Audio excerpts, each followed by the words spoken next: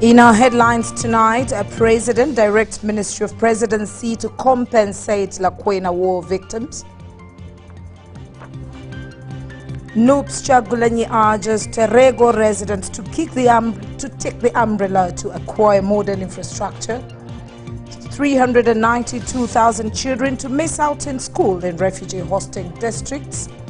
And lastly, COMESA governors of Central Bank meet in Kampala.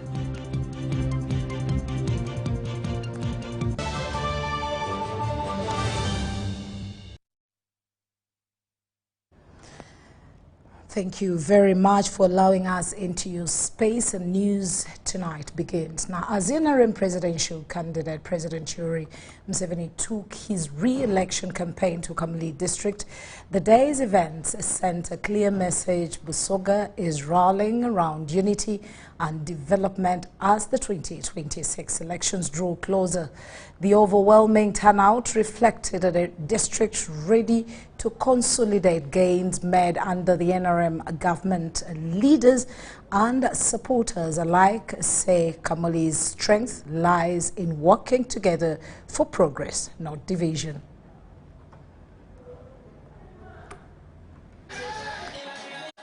Dingo Primary School Playground in Kamuli District has hosted candidate Yoweri Museveni's Thursday campaign rally.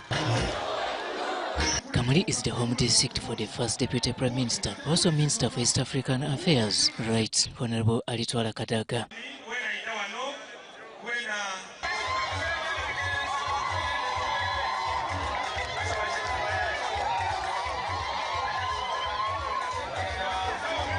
The Thursday evening campaign rally has attracted big shoots, including the first National Vice Chairperson, Alhaji Moses Chigongo, Vice Chairperson Eastern Uganda Calvin Echodu, Ministers Mile Babalanda, Persis Namuganza, Kazule Lumumba, Baraba Rugahara, and Kampala Capital City Authority Executive Director Hajat Sharifa Uzeki.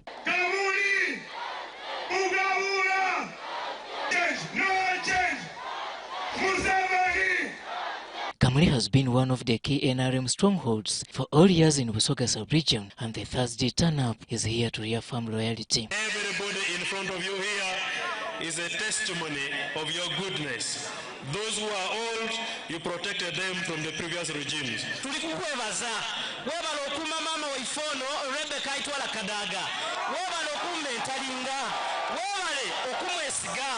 This was a one-hour campaign event.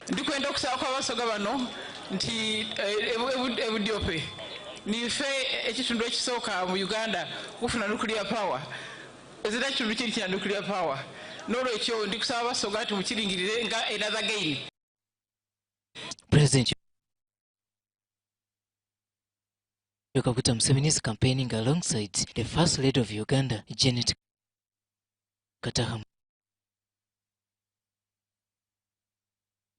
Let Mama greet you before I make my remarks. I can honestly tell you that education will become better by the year. So please remember, vote NRM. Vote President Museveni and vote for NRM. Kamuli oye! Busoga oye! While selling his manifesto to Kamuli supporters, President Museveni emphasized the return of peace in the country, including Busoga, as a #1 pillar among his 7 points in this year's manifesto. Because Uganda had no peace for a long time. We were in Mterere and we were in Luka where Lakwena came and made some trouble. But NRM has stopped all that. And there's peace in the whole country now. And it is factual. It's not a story. It is what happened. According to the president, apart from peace, his government has put more effort in development, which has also touched areas including Kamuli district. And we told UPC that we would fight and build a better Uganda, where there is no sectarianism of tribe, religion or religion. Second tafari is development. What people were talking about here, Rebecca Kadaga was talking about it and the chairperson was talking about it. Museveni has also reminded the communities of Kamuli to embrace wealth creation.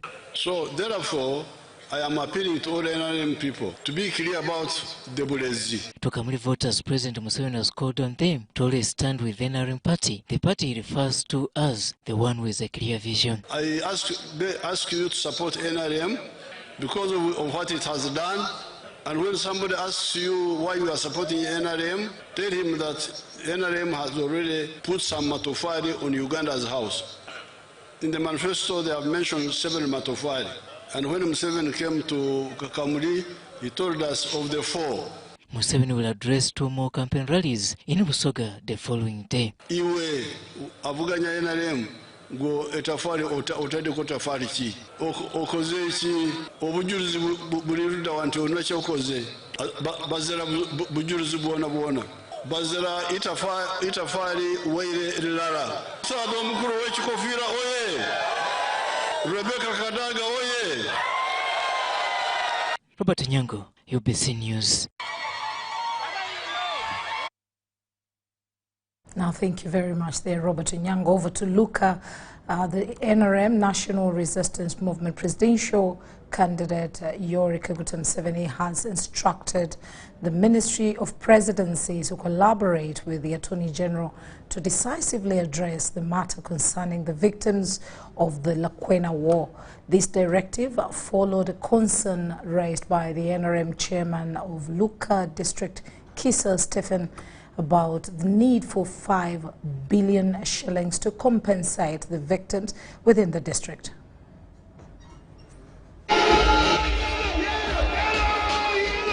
The NRM presidential candidate Yoweri Kaguta Museveni, alongside First Lady Janet Kataha Museveni, continued his campaign activities on a Thursday in the Luka and the Kamuli districts.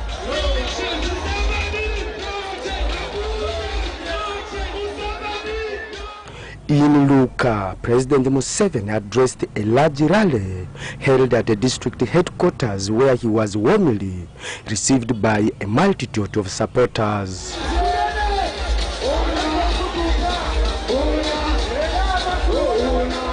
During the campaign event, President Museveni instructed the Ministry of Presidency to work together with the Attorney General to address the concerns of the Lakwena War victims. The NRM chairman of the district noted that 5 billion shillings are required to compensate the victims. Regarding the Lakwena victims,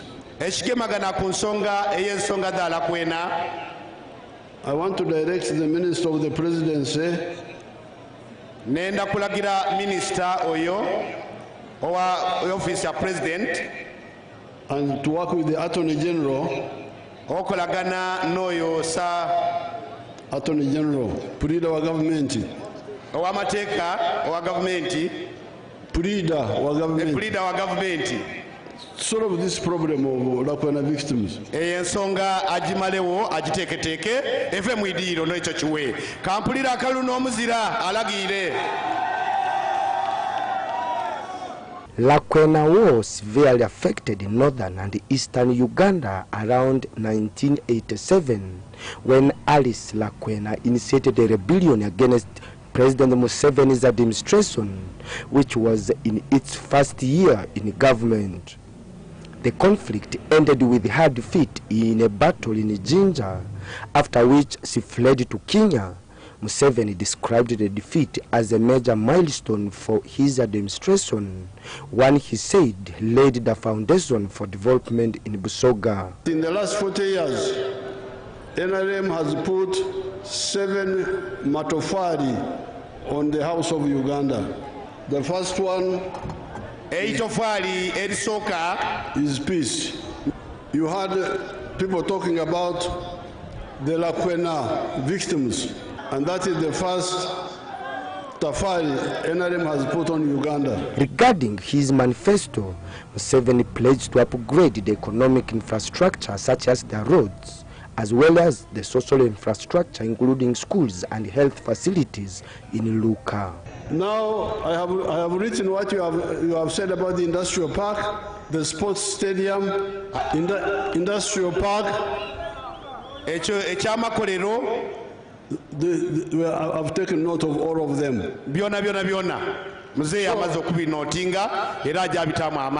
So therefore, when somebody asks you and says, why are you supporting NRM? Tell him that NRM showed us that it had put a number of matafari on Uganda's house. Number one, peace.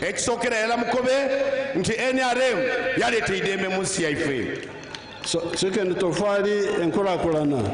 Tafali yokusatu obugeiga. Tafali yokuna emirimu. He encouraged the residents to engage in commercial farming, such as fish farming, noting that fish farming trainings and facilities for artificial fish breeding have already been established by the president in the Busoga and Bukedi sub-regions.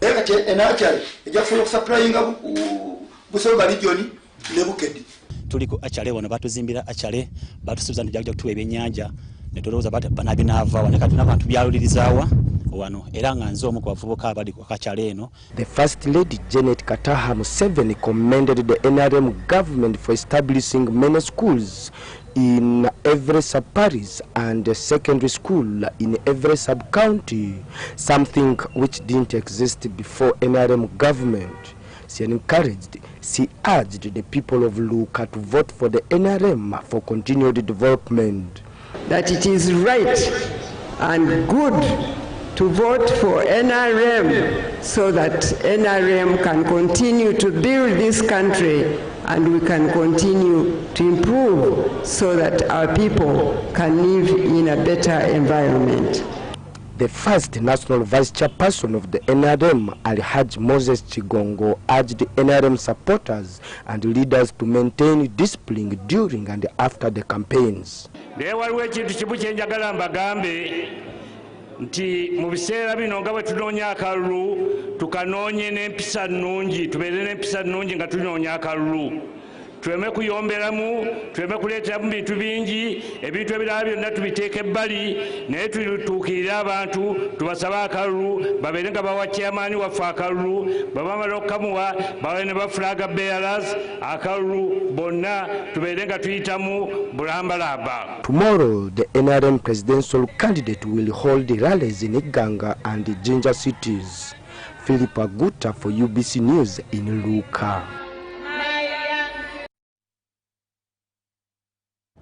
Now back to Kamuli as NRM presidential candidate Yoweri Kaguta Museveni took his re-election campaign to Kamuli district. The day's event sent a clear message that Busoga is rallying around unity and development as the 2026 elections draw closer.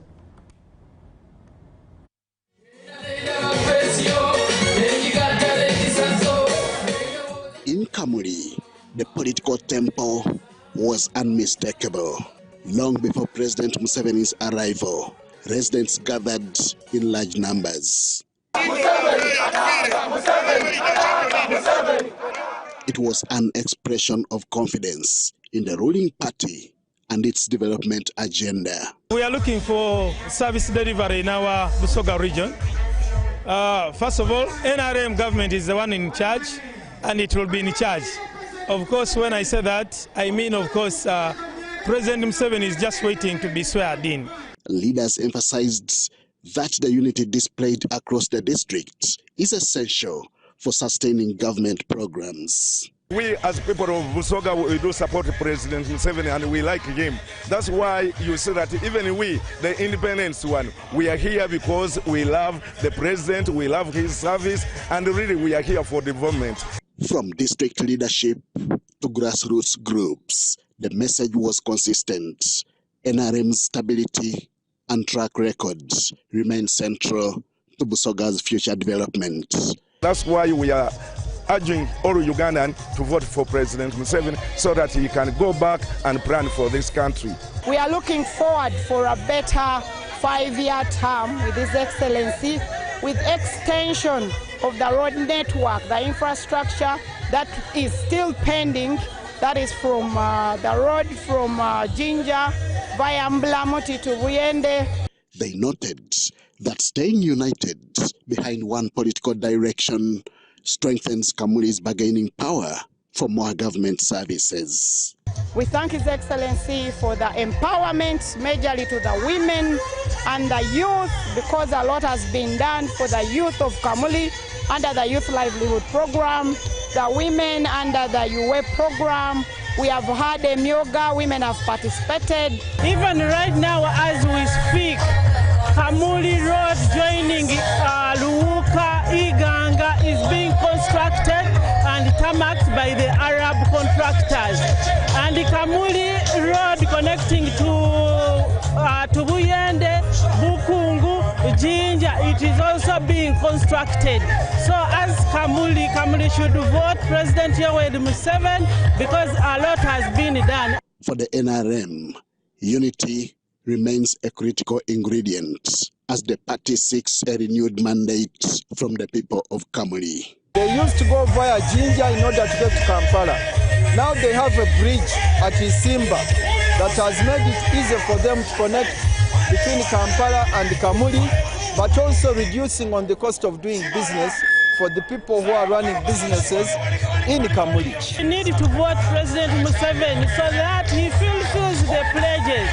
We have issues of nuclear plant, the nuclear plant that is being built in Buyende. They have not yet compensated people, so we need to vote NRM so that they can compensate people of Bukungu.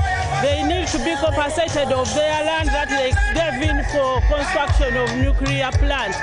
The strong mobilization and collective voice in Kamuli signals a district ready to vote for continuity, stability, and development in the forthcoming elections. Henry Okrut, UBC.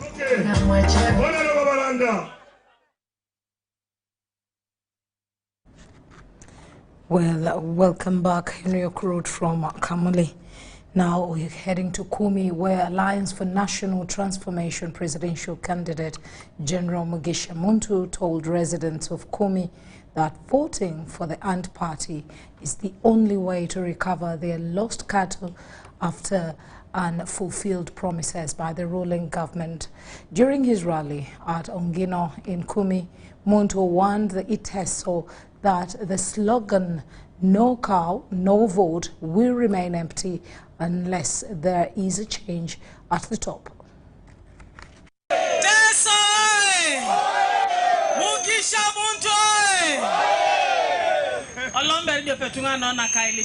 Alliance for National Transformation presidential candidate General Mugisha Muntu urged the people of Kumi and Bukedia districts not to lose hope, encouraging them to continue pursuing their dreams and aspirations. Alliance for National Transformation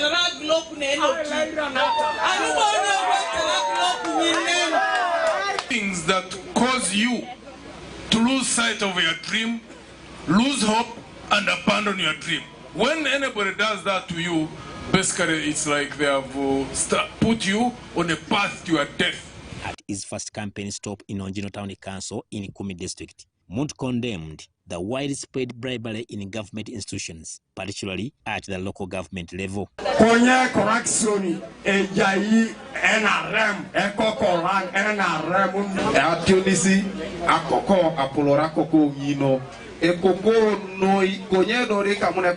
are like abandoned, they are like ignored, they are like dead anthills. Even their MPs are like dead anthills. I tell you, in all the 62 districts I have gone through, there is none where a young man or woman can go and do an interview and get a job without bribing.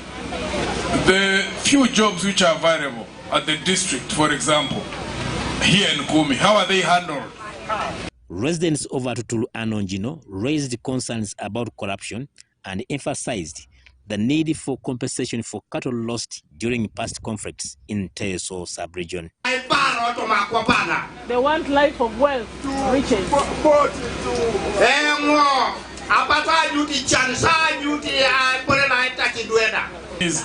The levels of poverty are frightening everywhere you go. Out of 10 people, when you ask, you get a sense that the people who are comfortable, who can cater for their needs, are not more than 2 out of 10. Problems that you are faced with, the solution is in your hands. Haruna Mutesasira, UBC News. Forum for Democratic Change presidential candidate Nathan Nandala Mafabi took his campaigns to the district of Kwanya and Dokolo. While campaigning in Apori and Ayabi Town Council, Mafabi pleaded with residents to unify and garner the votes that would be for Jimmy Akena. For 5 years, what President Museveni has not done in 40 years, he cannot do it in 5 years. My mothers and fathers who were going to fight injustice in Uganda, there was a ruling here that the people of Lango should be compensated from what they stated. Now they are coming with a plan that they want to give you 5 cows. Why didn't they implement the court order? Now that 1 kilometer, there's still 19 kilometers. In short, 1 kilometer is a cost for 20 kilometers. These roads would have been tarmacked by now, but because of greed and the corruption in our country, that's why you are like this. Every kilo of sugar, there's 2,300 tax. 1 bar of soap, there's 2,400. 1 kilo of salt, 480.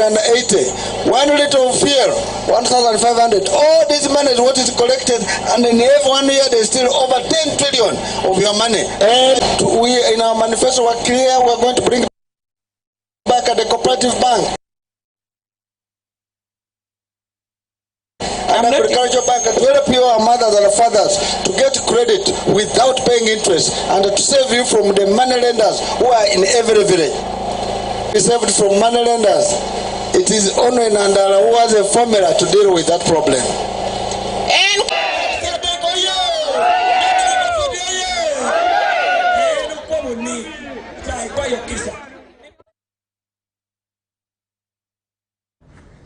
Now, the National Unity Platform, no presidential candidate Robert Chagulanyi has visited Terego and Maracha districts in West Nile sub-region to seek support ahead of the upcoming elections. Chagulanyi urged residents to vote and take the umbrella if they want modern roads, jobs for the youth, good medical facilities, free education and construction of airports and regional capital cities. The NUP presidential candidate Robert Chagulanyi Sentamu spent the night at a hotel in Arua City, where crowds began gathering before sunrise, filling the compound and spilling onto the streets as they waited for him to begin his journey to Terego and Maracha.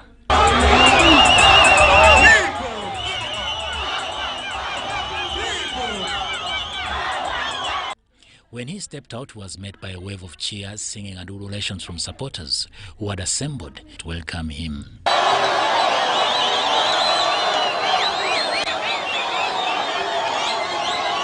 Chagulanyi thanked residents of West Nile for the reception and encouraged them to stay engaged in the political process.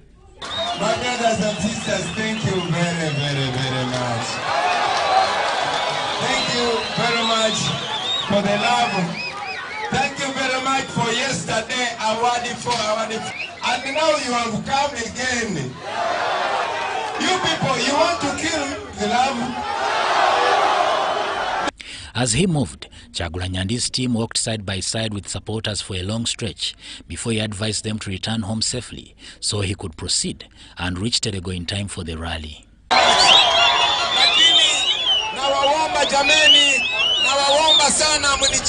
The supporters continued chanting his name, waving Ugandan flags and running alongside the convoy as it snaked through the district. We will be paid well and on time. And after school, our children, our youth will get jobs, and the government, the new government that I will be leading, will create 10 million jobs. Our doctors and nurses will be paid well and on time. Addressing the people of Terego and Maracha, Chagulanyi called for unity across religion, tribe and region, saying Uganda can only be built on fairness, equality and shared national identity. The first step was to open our eyes and see the importance of our involvement in politics. And now that our eyes are open, We are calling for unity. Unity across tribes. Unity across religions. Unity in purpose. He urged residents to elect him as president and take the umbrella at all levels, promising stronger public services, free education, fully stocked hospitals, and better welfare for teachers, doctors, soldiers, and police officers. Our borders will develop. And the people living near borders will be in business. The war-affected areas will be compensated. There will be no more tribalism in Uganda. There will no longer be any special tribe. Kyagulanyi also pledged improved road network, affordable electricity and water, development of regional cities, construction of new airports, and restoration of railway transport.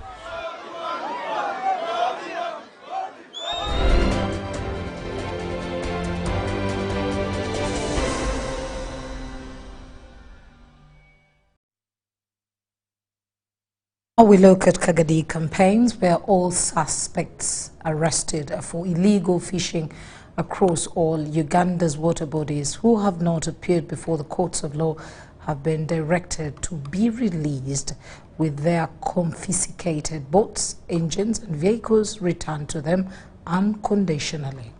The directive was issued by Lieutenant Colonel Masi Tukahirwa, the commandant of the Fisheries Protection Unit, during the ongoing mission. The Abavubi Museveni initiative has gained momentum in the Bunyoro region following Lieutenant Colonel Masi Tukahira's directive to release all suspects in police custody and return impounded boats and engines to their owners.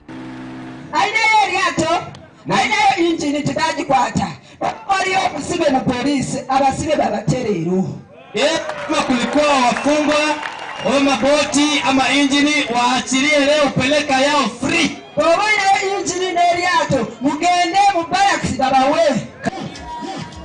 While at Kamina landing site in Ndaiga sub-county, Kagadi district, during the ongoing mobilization campaign for President Museveni on Lake Albert, Masi urged sector commanders to scale down operations during the festive season.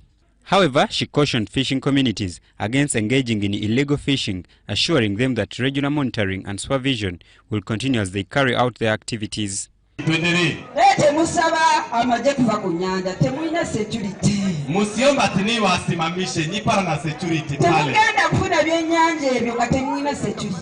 State Minister for Public Service, Grace Mary Mugasa, rallied the people of Kagadi to support President Museveni and all NRM flag bearers in the upcoming general elections. Mugasa reaffirmed to the fishing communities the presidential pledge of 1 billion shillings for every landing site and urged them to form groups. Watu wafanye association ama kundi yao. Wegawa pesa kwa kundi gisi wanasikilizana. Hivi watu wenyewe wapana jiweza pia wapate pesa hiyo. Major General Leopold Chanda reassured the people of Bunyoro that the UPDF is committed to ensuring peace and stability in the region during the political season. Abantu beitu tulorenti obusinge wa UPDF byarwanire NRA UPDF utaija kusisikara kasomi kanu inywena mmanyire harensi nyingi muno musanga zikagenda nzikurakurana bita kantu kateito muno keija katabura abantu kabagarura inyuma. Chanda emphasized the need to protect the gains made and urged the people of Bunyoro to vote for President Museveni as they look forward to improved service delivery. Leka Albert yonanga bwe tugitambudde buli we tutuuka abantu bonna b'NRM. Kizibu kya bo basaba government creating a special unit nga si yabya kuvuba wabula nga yo omulimu gwayo gwa kulawuna nsalo eziri wakati wa Uganda ne Congo. Meanwhile, the team will be heading to Ulisa tomorrow and other landing sites with the same campaign expressing optimism that the president will win 100% in Bunyoro.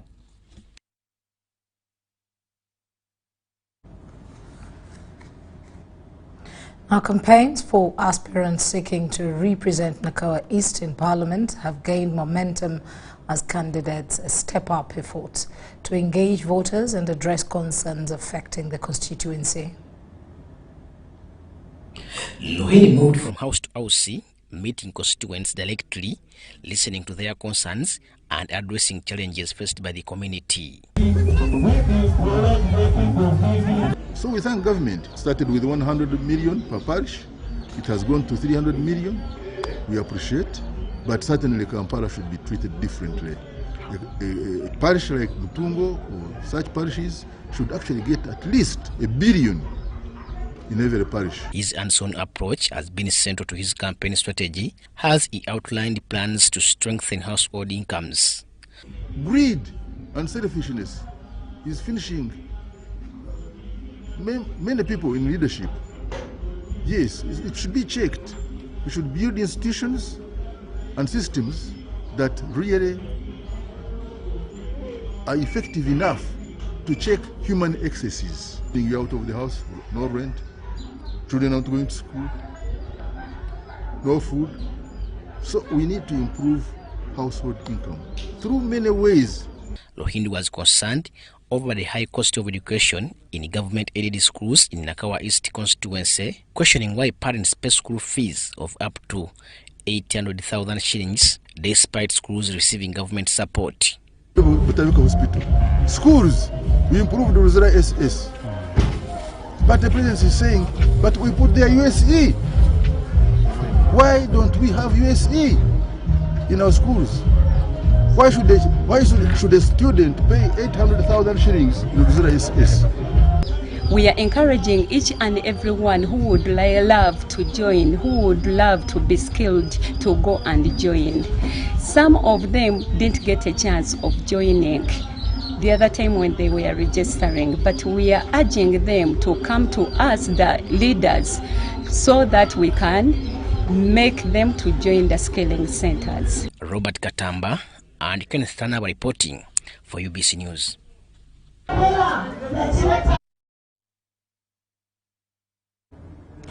The government of Uganda has revealed that there is a looming crisis in the refugee education sector and health resulting from declining donor funding.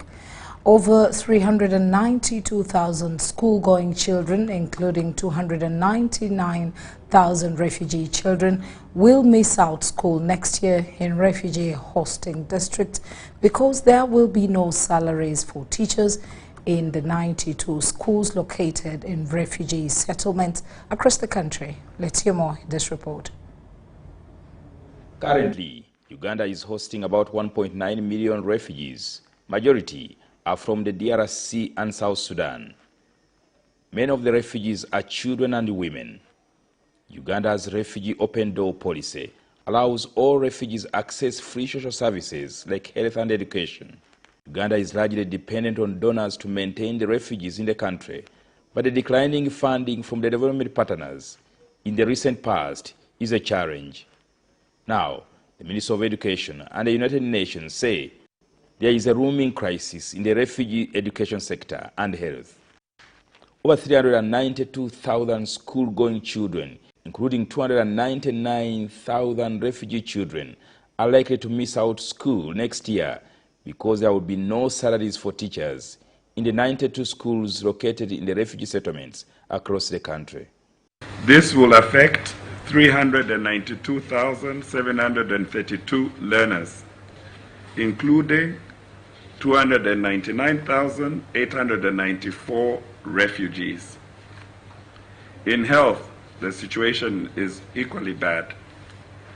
92% of health centers are integrated into government plans, but only 25% of health staff are covered on government payroll. So in view of this, it's extremely difficult for us to see how the 1st of February will look like, especially in the 92 schools which were entirely under Education Cannot Wait, where the teachers were supported entirely by the global community. The Permanent Secretary in the Ministry of Education, Dr. Kedres Turiagenda, while describing the refugee crisis in the country, almost left her in tears. Members, when you look at some of these who are coming in recently from Congo, a woman carrying a child at the back and holding another one, they are here, but they are not here. They left everything. I submit, Chair. This is when the Prime Minister of Uganda, Robin Anabanja, was this morning meeting ambassadors and heads of diplomatic missions under the National Partnership Forum ahead of the next week's conference.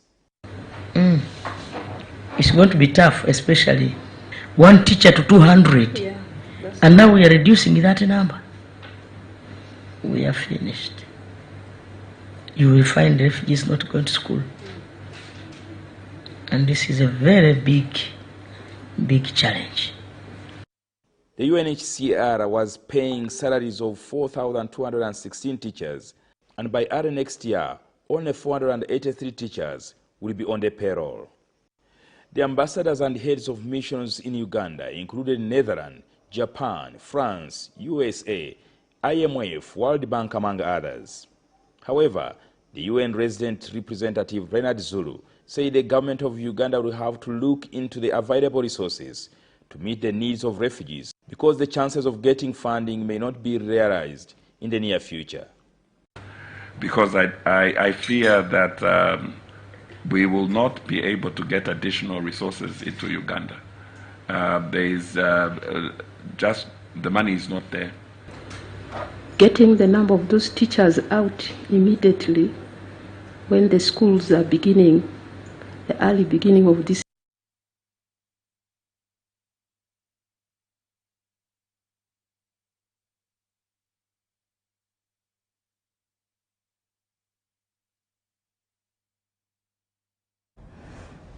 Well, may God have mercy onto that specific situation. Uganda Broadcasting Corporation is advancing its mission to ensure that every Ugandan has free access to television services through direct-to-home satellite transmission. This comes as UBC Board continues its nationwide inspection of key transmission sites. The Uganda Broadcasting Board continues with the inspection of UBC transmission centers across the country, with the latest visit taking them to Kigulia in Masindi district and Hoima. UBC is a national broadcaster, so we strive as a board to see that we keep maintaining maintaining this, educating and entertaining the nation, our communities. We want also, as we go out to meet, to inspect these installations, it is some kind of PR for us as the board to appreciate the challenges that the workers of UBC are facing. At the Kigulia site, board members inspected ongoing upgrades before proceeding to the main Masindi transmission station, where installations of the direct-to-home satellite services were already complete and visibly ready for activation. Through this initiative, Uganda will no longer have to pay monthly fees for TV access. People have been having dishes to pick DSTV, and StarTimes. This time it will be a dish to pick our own UBC Signet signal across all homes on 60 centimeters, on 90 centimeters, and that is the reason we call it direct to home. Direct to home, abbreviated as DTH.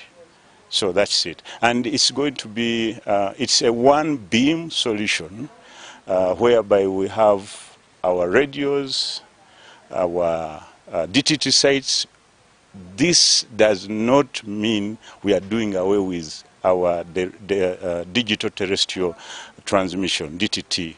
We still have that. For example, in Kampala, it is one of the strongest signal we have in the country. We shall still have that, and also we have other 19 sites across the country. For years, many Ugandans have carried the burden of pay TV subscriptions.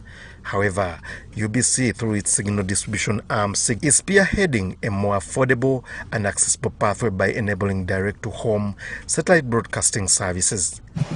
Well, essentially, it's supposed to cover the whole country. Wherever there is those who install the decoders should be able to access it. And if they can adapt their decoders to that DTH system, everywhere in the country they should be able to see the TV through that system. With the satellite system in place at the 13 UBC transmission centers so far, households will only need to acquire a decoder to receive the free-to-air signal. Well, this system that we are trying to introduce is the most recent technology. It has been around, but has been basically used by pay TVs. But now it's going to be also a new technology for free-to-air signals in all homes, and it is a satellite technology. Satellite means that it has a bigger footprint, a bigger coverage. In other words, we are not going to have dark spots anymore. Satellite, whether you're in the valley, whether you are behind the mountain, the signal will be available for you. It's our most recent next generation satellite technology. UBC Total FM, I would like to extend our sincerest gratitude to the UBC board members and UBC management. Your support, guidance and vision are the cornerstone of our success. We deeply appreciate your commitment in fostering a platform for our community. Thank you so much for providing with the resources and the infrastructure. We are looking forward to continuing working together to achieve even greater heights. Ngabo Amon, reporting for UBC TV in Masindi. The Vice President of Uganda, Major Retired Jessica Alupo, has underscored the critical role of industrialization in transforming African economies, saying value addition remains central to enhancing the continent's export potential. Speaking at the closure of the Africa Industrialization Week 2025, Alupo noted that industrial development has been a major driver of growth in many developed nations. The one-week convention attracted representatives from at least 45 countries with a shared goal of accelerating Africa's economic transformation through sustainable industrialization, regional integration and innovation. Representing the President, Major Retired Jessica Alupo urged African states to transition from exporting raw materials to producing and exporting value-added products, saying this shift is key to increasing competitiveness on the global market. Africa's major imports include machinery and equipment, vehicles, mineral fuels and oils, electronics and chemicals. The continent also imports large quantities of food products such as rice and cereals and pharmaceuticals, despite being a major agricultural producer and having potential for local production. The Vice President highlighted 11 critical bottlenecks hindering industrialization. Among them is inadequate infrastructure and fragmented markets, which she said must be addressed to boost intra-continental trade. Ideological disorientation. This includes sectarianism of tribe, religion, as well as gender chauvinism. Second, interference with the private sector. Minister of State for Trade, General Wilson Imbadi, reiterated the urgent need for coordinated implementation of resolutions adopted during the week, emphasizing the removal of persistent trade barriers that continue to hamper cross-border trade. Guest speakers called for increased youth involvement in industrial growth, noting their potential to drive innovation. They also urged African governments to adopt modern technologies to meet rising global market demands.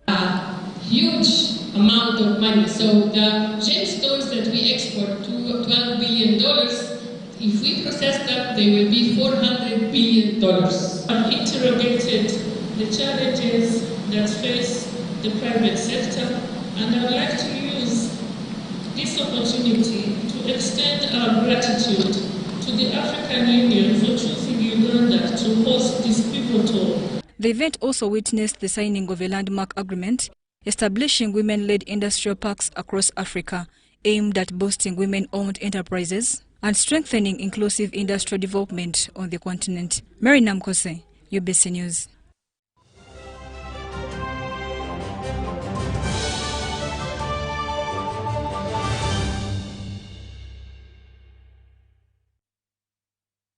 With Momo, you have the power to pay for shopping more easily using your phone. Dial *165 *3# or scan to download Momo app and pay for anything. No hassling for change. And even better, if you run out of money while paying, you can simply add core with Momo Advance. That's Momo. That's the power to be more. You see, I've been a painter for almost 4 decades, and I have found Global Paints to be very reliable. First, everyone knows we use Global Paint undercoat. Now, for the best results, I continue with Global Paints products. I go for Silk Vinyl when it comes to the interior. Then Global Matte for the ceiling, and when it comes to weatherproof, I go for Global Weather Coat Emulsion. With that one, the house will never peel. Now, there you have a sparkling, magical looking house. And then the client is very happy. He recommends me to another person, who recommends me to another person, who recommended me to come and do the advert.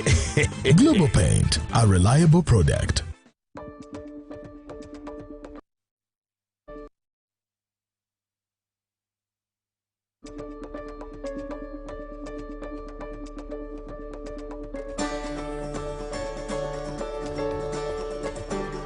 The drilling of development and production wells for the Kingfisher project in Kikube district started in January 2023, while the delivery and assembly of the 3 drilling rigs for the Tilenga project is ongoing.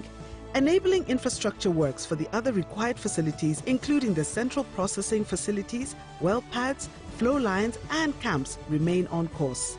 The produced resources will be commercialized via the East Africa crude oil pipeline, which will run from Uganda to Tanzania, and the 60,000 barrels of oil per day Uganda refinery project, which will be constructed in Hoima. These projects are bringing investment of $15 billion into the country. The Petroleum Authority of Uganda, creating lasting value in Uganda's oil journey.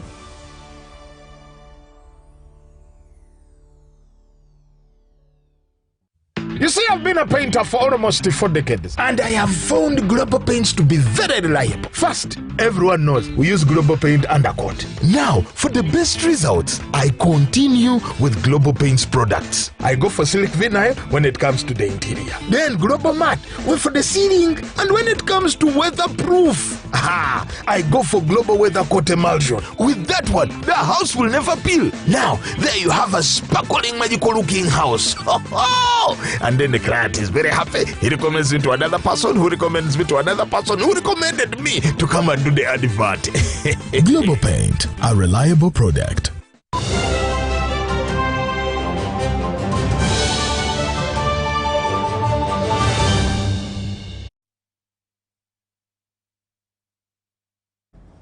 Still tuned into our News Tonight bulletin, and I'm still Patricia Lukoma Mpango with Namyomba Dorothy.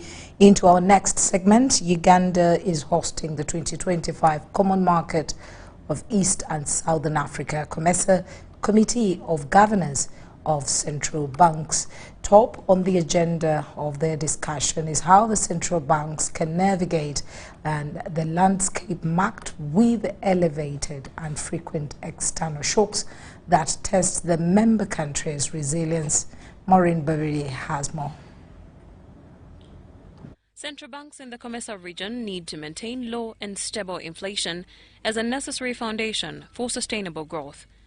This was an appeal by the Minister of Finance, Matia Kasaija, in a speech read by the Deputy Secretary of Treasury, Patricia Lukoma, at the COMESA Committee of Governors of Central Banks Symposium in Kampala. Without price stability, all our other efforts as governments to lift our people out of poverty will be in vain. However, prioritizing inflation control does not imply disregarding growth and socio-economic transformation. No, it doesn't mean that. Second, central banks should continue adapting flexibility in policy instruments in the advent of global shocks. In an unpredictable world where shocks are becoming more rampant, it is the central bank's role to complement efforts to cushion against the adverse impact to further the development aspirations of the people. We need to undertake reforms while understanding the market conditions. So how do we work together with the markets to implement reforms that are going to unlock the structural rigidities in our economies? Because conducting monetary policy in the context of structural rigidities requires reforms. But what kind of reforms do we need to put in place? The question is no longer whether shocks will occur, but how prepared our financial systems are to absorb them without compromising stability, trust, or long-term growth. Strong capital positions, sound liquidity and financial buffers, effective risk management systems, and forward-looking regulatory frameworks are fundamental. The COMESA Governors Committee, chaired by Michael Atingi Ego, the Bank of Uganda Governor, committed to continue strengthening coordination between the fiscal and monetary policies within and across borders. Shared information, coordinated policy responses, and transparent policy communication can help prevent contagion, says Dr. Adam Mugume from Bank of Uganda. The climate risk now is permanent. Okay? So these are the things we have to live with. The question is, are we prepared for that kind of thing? Do we have, number one, fiscal buffers? In most of COMESA countries, the buffers are zero. That's why we brought this discussion here, that really you need to build up your buffers. Forex reserves, fiscal buffers, those are the things we're talking about. Otherwise, these things are still with us forever, and you have to plan for those risks. It was noted that the next global shock may not arise from traditional financial sources, but from disruptions of global supply chains, cyber threats, or extreme weather events.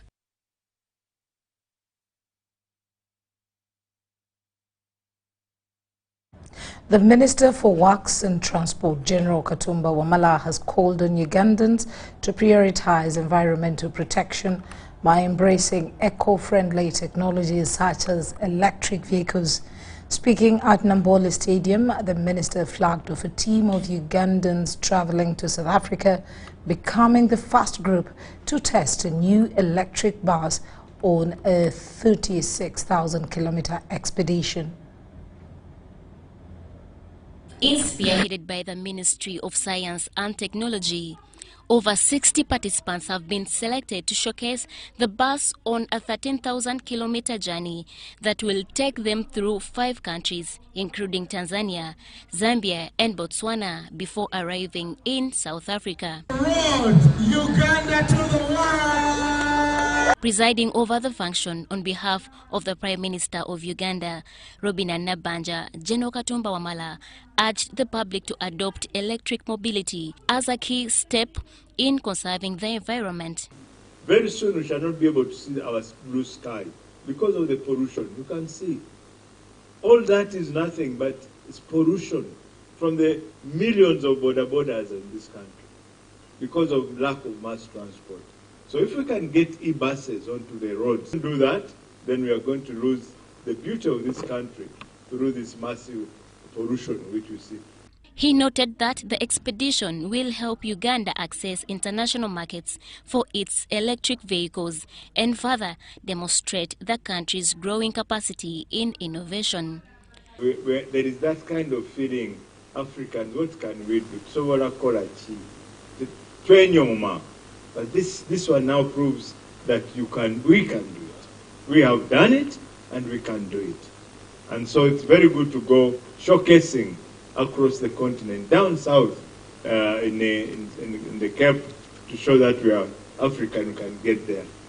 The Minister of Science and Technology, Monica Msenero, emphasized that the African Electric Expedition will open market opportunities for Uganda's locally made products while boosting technological advancement in the country. Expects to get to Cape Town on December 4th, and then we'll be establishing outlets for our products in South Africa, and then after a few days of rest they'll turn back, and we expect them to reach here on the 20th of December.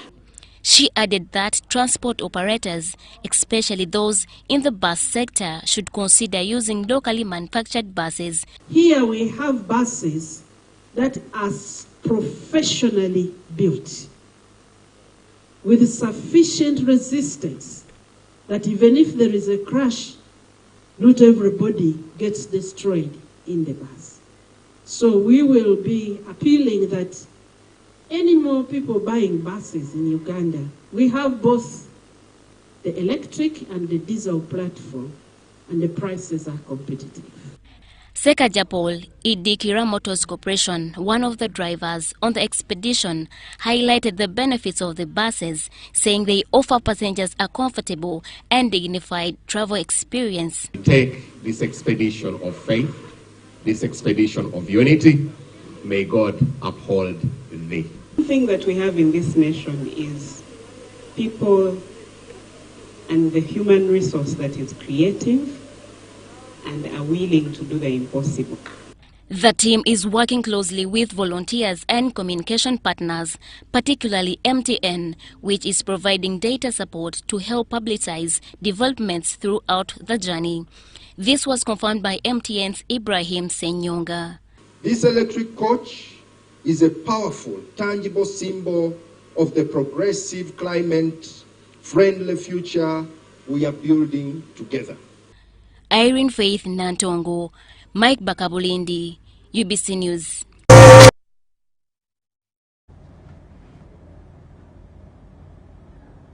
Now, still with technologies, Uganda's electrical solutions market is set for a major boost as the G3 Air Technologies Limited launches Himmel electrical products in the country.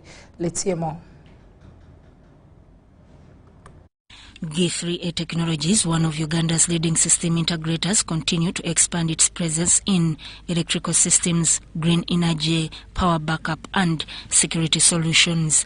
I'm sure that with their good product at quality product at affordable price, it will find a good market in this country. And I know less about Himmel, and I know more about Mr. Rajesh Kumar and his team because I'm based here in Uganda. The company says Himmel's global reputation and strong international footprint will bring Ugandan customers high quality, reliable and affordable electrical products, bridging the gap between cost and dependable technology. Today what's happening that when people want to buy a quality product, they don't buy because of the price. So what as a Himmel we have come with that we are not compromising on the quality of product, but the price is very affordable. So for example, if you want to buy a quality product but you are not buying because of the price, now you can buy that product because the price is very affordable without compromising on the quality.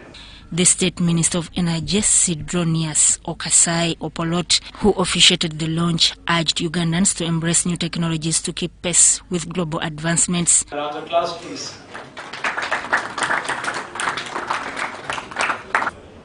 In the process of formulating a law which emphasizes energy efficiency and conservation. And we are looking for this equipment which are reported to be efficient to achieve the efficiency that we want. We want technologies which consume less power. The partnership is expected to strengthen Uganda's electrical and energy infrastructure with accessible, reliable solutions across multiple sectors.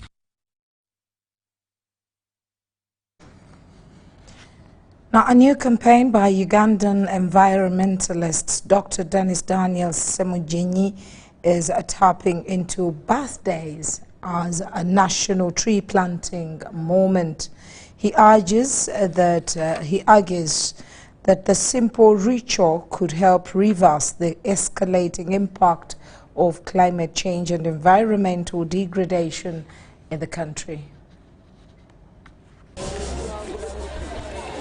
Over the last 3 decades, Uganda's forest cover has dropped dramatically from about 24% in 1990 to near 12% today, according to the National Forestry Authority. Additionally, Uganda loses over 120,000 hectares of forest to factors like legal logging, charcoal burning, and agricultural expansion every year.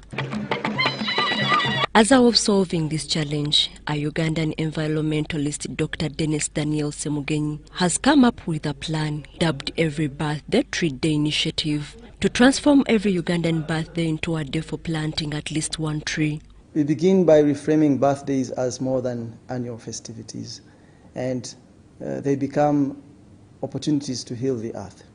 Instead of merely blowing candles or receiving gifts on birthdays, each person is invited to plant trees equal to their age. What starts as a symbolic gesture becomes a long-term ecological contribution. The initiative targets major environmental threats including deforestation, soil erosion, floods and landslides by mobilizing citizens to plant trees as they celebrate their special day. Trees absorb carbon dioxide. They stabilize the soil, they increase rainfall reliability, they prevent floods and landslides, and cool urban heat islands, they restore biodiversity. He believes that planting trees on every birthday could yield huge payoffs like restoring lost habitats, improving food security, reducing soil erosion, and significantly minimizing disasters caused by flooding, landslides, and mudslides. It is my conviction, and it's very simple yet profound, every birthday is a chance to plant hope. Every tree is a promise that life, yours, mine, and the planet's can continue. To kick off the national push, Dr. Semugenyi is organizing a national football tournament where teams will compete based on their birthday months. People already celebrate birthdays together. Now they compete together. It creates a new form of unity. Tribes divide people. Politics divides people. Political parties divide people. Religion divides people. But birth months cut across all divisions. He calls on religious and cultural leaders, influencers and government officials to become ambassadors of the initiative in their communities. We think that sustainable environmental change depends on integrating the EBTDI into every social pillar. Faith institutions, churches, mosques, and temples. We encourage them to adopt the EBTDI, the tree planting, as a sacred duty, aligning spiritual teachings with ecological stewardship.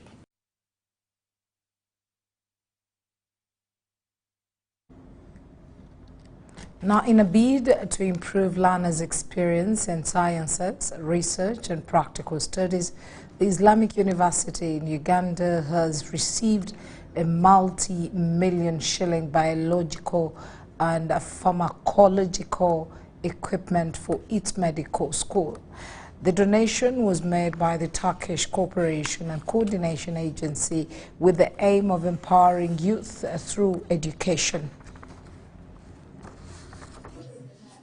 These are the multi-million shillings, science, biology and pharmacology equipment donated to Habib Medical School at the Islamic University in Uganda, in Chibuli, by the Republic of Turkey through the Ministry of Culture and Tourism under the Turkish Cooperation and Coordination Agency. We are going to utilize.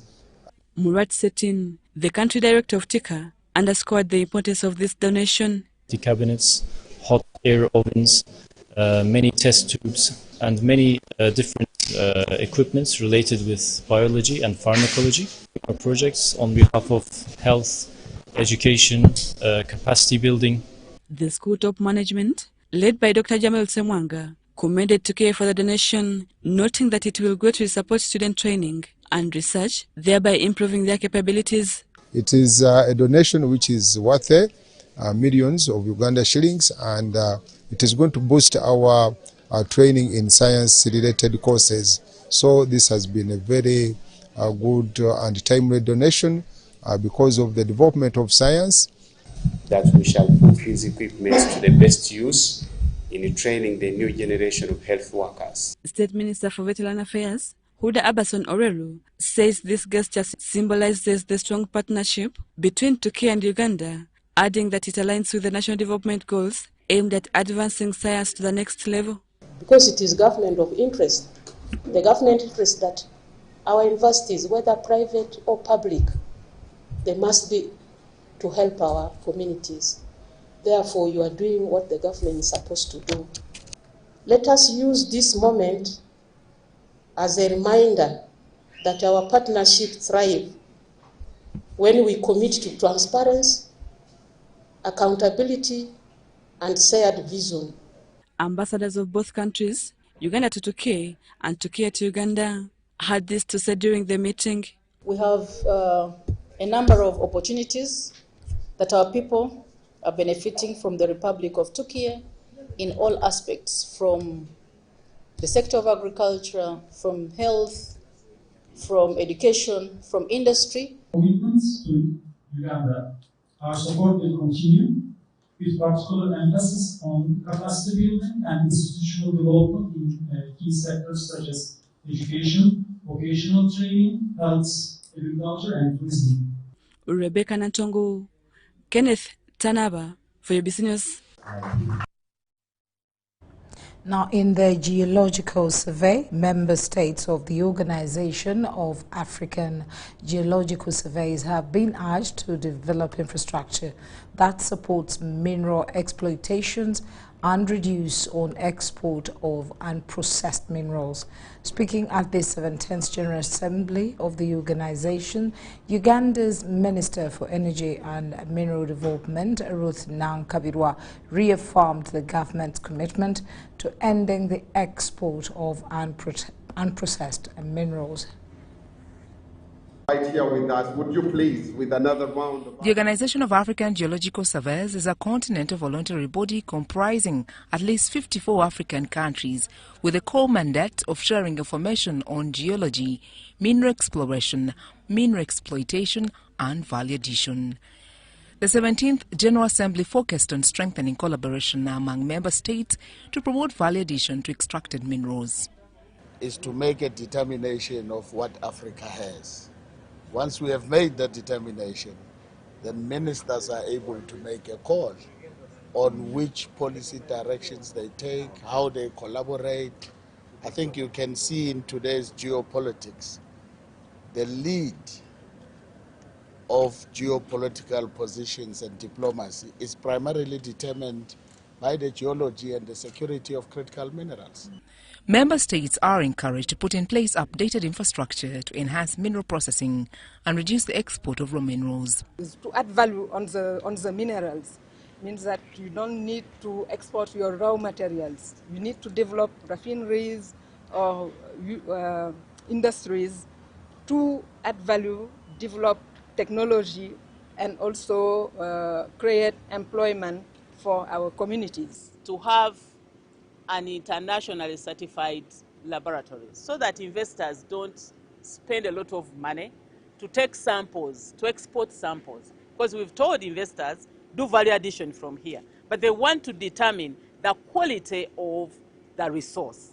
Every country needs this laboratory because we need value addition in every country where we have African people to get technology and also skills, so that in the nearest future, it will be Africa to take the lead in innovation. Geological surveyors across Africa are urged to lead climate change advocacy by offering proper guidance on critical minerals, particularly phosphate. For food securities, we are all speaking about critical minerals, and depending on countries, the list of critical minerals are different. The organization's leadership has also called on member states to meet the obligations to support operations, especially in research and investment in modern geological technologies.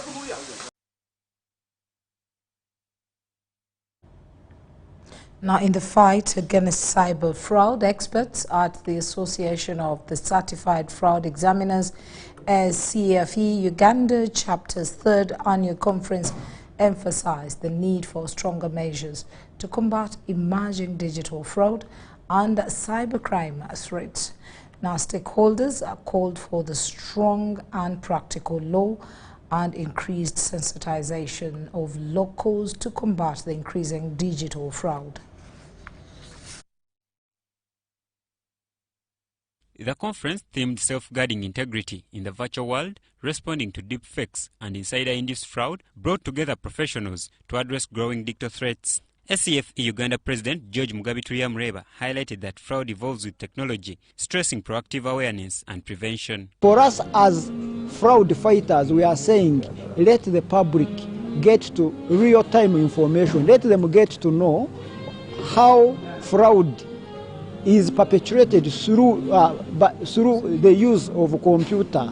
So we are here to educate the public, we are here to talk to the public to understand various ways in which they can be deepfaked so that they are defrauded. He noted poor investigative practices and mishandled evidence lead to case dismissals, and the Certified Fraud Examiners Program equips professionals to conduct thorough investigations. We were trying to work with all the stakeholders, including Uganda Police and those other fraud fighting bodies like the Inspector General of Police, who are here today, the Auditor General, so that we can get protection, so that we can work together. Emmanuel Chagara, CEO of Milima Security, noted mobile money platforms are exploited to disguise illicit funds, urging a people-centered approach to safeguard the digital financial ecosystem. The event is being conducted in what we call the Global Fraud Awareness Week. But just a few weeks ago, we also had the Cybersecurity Awareness Month. These are quite similar events and objectives, because at the end of the day, it helps to create mass awareness with the public so that people are more familiar with how fraud is performed and how they can protect themselves. The conference concluded with a call for collaboration, awareness, and technology-driven solutions to prevent fraud and protect institutions. Makerere University is pushing for a fairer research partnerships between Uganda and Global North institutions, an effort designed to benefit local students and communities. At Makerere University School of Public Health Auditorium, students, researchers and community leaders gathered to demand fairness in international research collaborations. We come together to learn and grow together. And when you come to people with that attitude, you also learn a lot.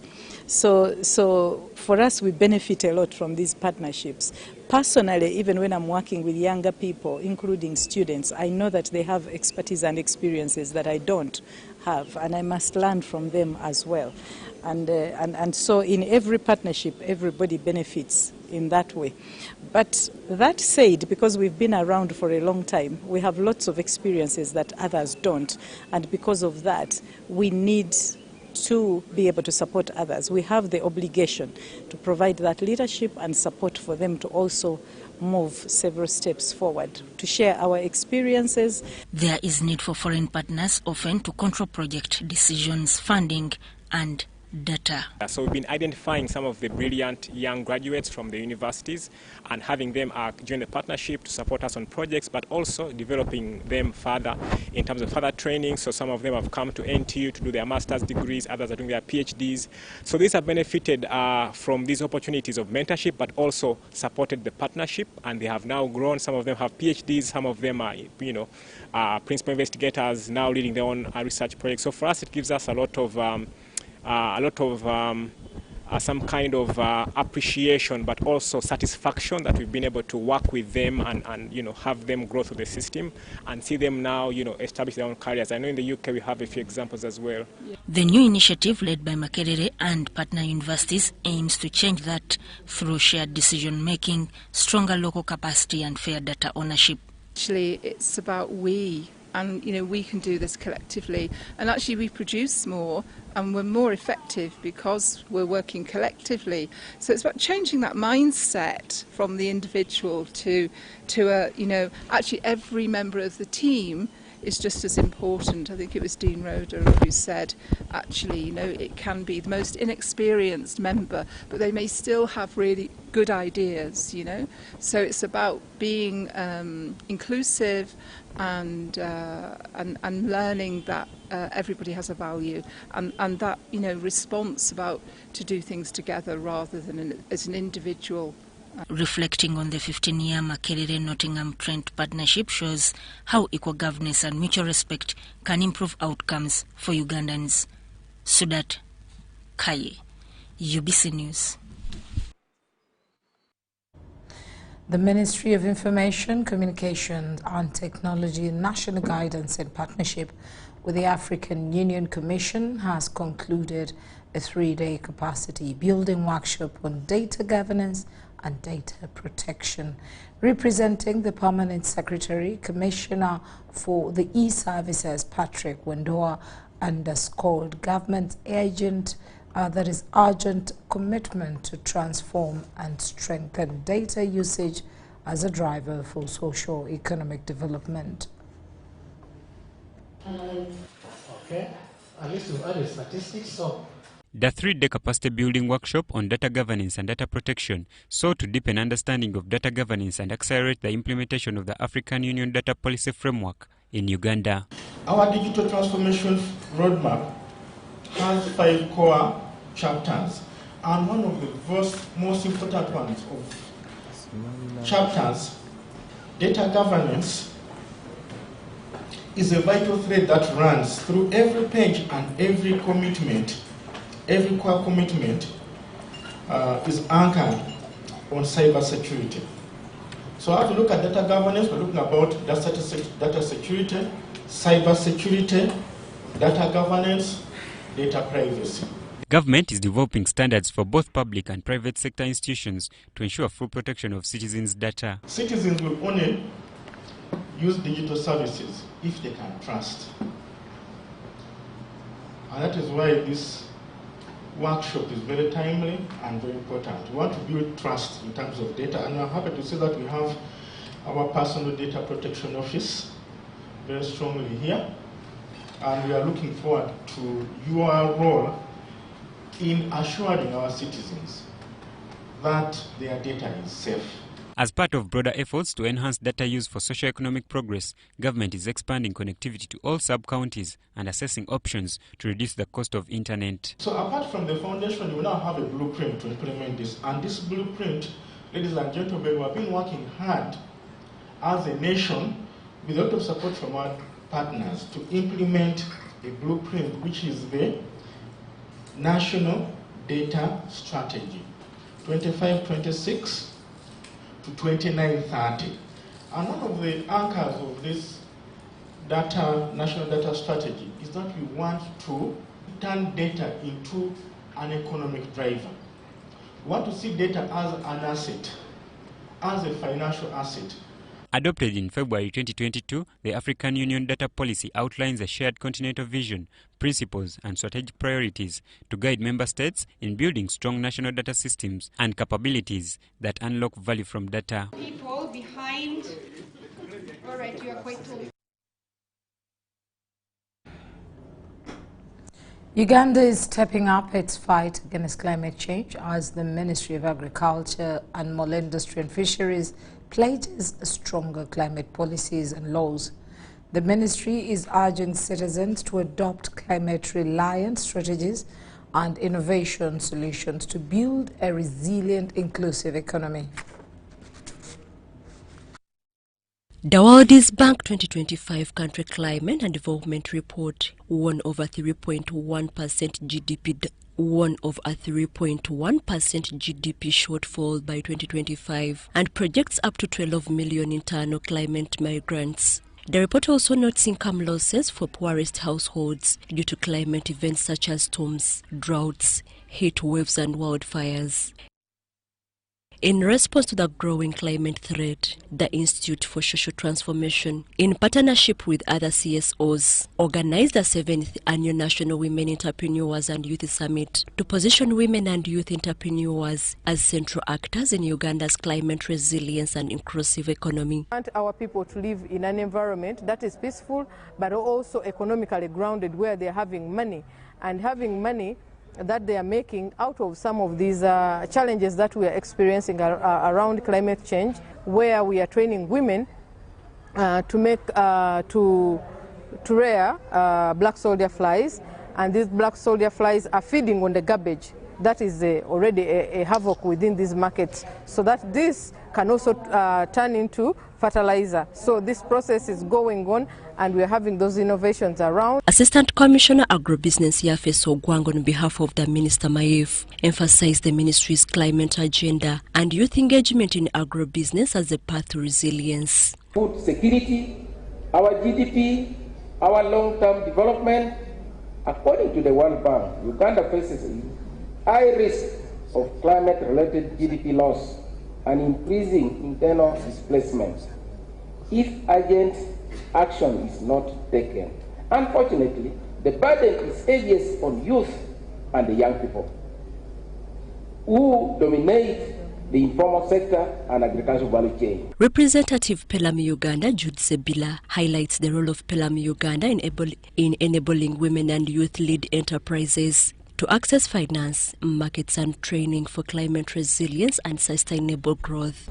By recognizing and investing in women and youth in the informal sector, societies can foster a more equitable, resilient and sustainable future for all. The participants had this to say. Women and girls are not only victims of conflict, but are powerful agents of change. To refocus, re-strategize and integrate efforts around climate change. The 7th Annual National Symposium carried the theme centering women and youth for climate resilience, entrepreneurship, peace and sustainable development. The event featured exhibitions and demonstrations from women and youth entrepreneurs and closed with a call to action for broader policy support and public engagement. Susan Nabo, good day for UBC News. Well, let's take another short break and return with more news. Stay with us.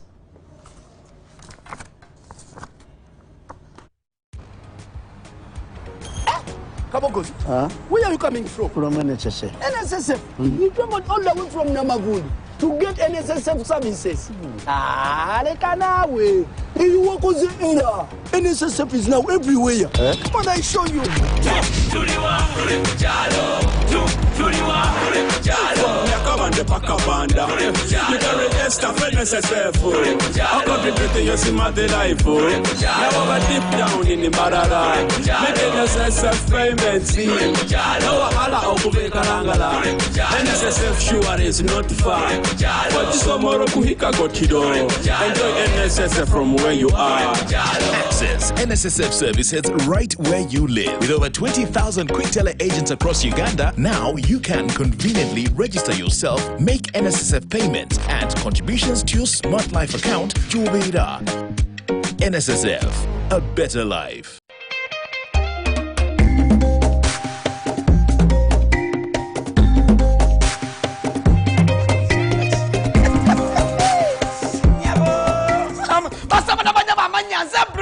Muzikuramu kumandika na teranga nyingiro na banafa ba MTN wanji MTN walololo MTN gambachi to get the power to win njagalo funeli yanyi okuwangula ogenda kuwangula ota ngenda kubanga bukade 10 buli wiki wanji ngenda kubanga kwasa bukade 10 buli wiki kusimu ye nyinyi chabonka chimuchoka line ya MTN bana beka buli ogenda okusasula ekintu kyonna ogenda okusasula ndakwese momo mubulira buli ogenda okusasula ngwena kyosasula kyonna kozesa momo ozo kwanga ngenda kwewola kasente kozesa momo wanje ogenda kuinvestinga kozesa momo abwe mtali we jamanyi mekwa bukade 10 buli wiki wala kastelio bimala bwe pa wentandika nengamba kiki ekiriwo wanje nenkwata ku masimu nengamba halo oli luddawa tinze tirinyi halo oli luddawa nze ndi ggulu halo oli luddawa ndi mutukula halo oliwa ndi mwannange ndi wano mu office ntudde nyegama makompyuta nenkuta awo wanna mwenna kasita nabe nesi okubeera nga mwana wotekoze ebintu bino wammanga epeyinze ebolowinze einvestinze ng'ekozesa momo. Remember to dial star 165 hash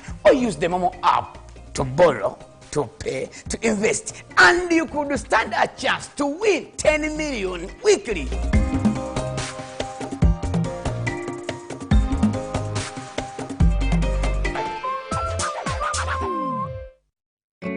UEDCL is offering a normalization window until the 31st of December 2025 for those who have illegally connected into power lines or tampered with power metering equipment. Register with UEDCL at www.uedcl.co.ug/wetereze to normalize your connection to avoid penalties or prosecution. Visit any UEDCL office in your area for assistance or call our toll-free numbers at 0800 203 088 or 0800 285 285 and 0800 385 385. Take advantage of this normalization window before the law catches up with you. UEDCL, lighting up your world. The Uganda AIDS Commission under the Office of the President presents the National HIV and AIDS Symposium 2025 happening from the 26th to the 28th of November 2025 at Mbarara University of Science and Technology, MUST main campus at the Pharmacology Grounds. Join researchers, policymakers, health workers and community leaders as we discuss ending AIDS in Uganda. The guest of honor will be Professor Pauline Byachika-Kibwika, the Vice Chancellor of MUST. Don't miss out on engaging discussions driving progress in the HIV response, innovative sessions and free HIV testing services. Visit nhas.usc.go.ug for more information. Let's make it happen. #EndAIDS2030UG.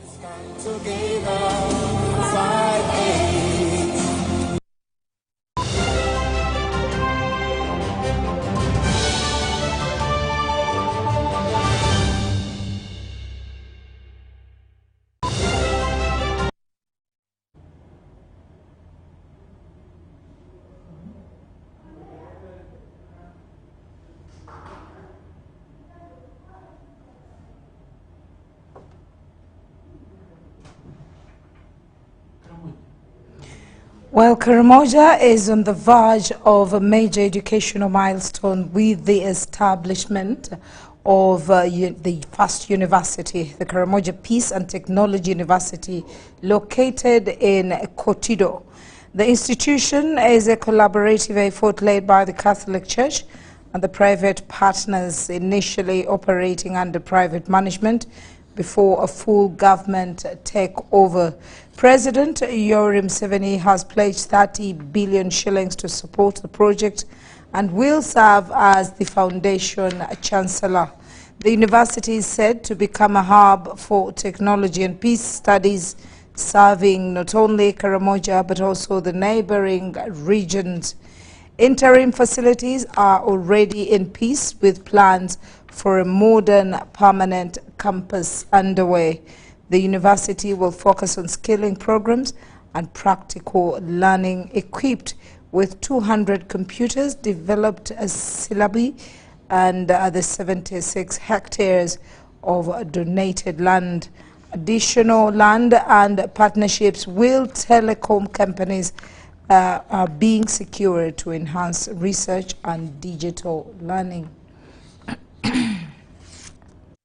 The short run, it is a university project of a private nature, but as soon as this starts, I am sure we shall be here again to announce the birth or the transformation of this private university project, which will then have become a university, into the public university. We have enough buildings to take over 180 students. We have enough buildings to accommodate the staff and also to accommodate laboratories. We are going to have a computer lab of 200 computers, and that should be sufficient to take in the students. We have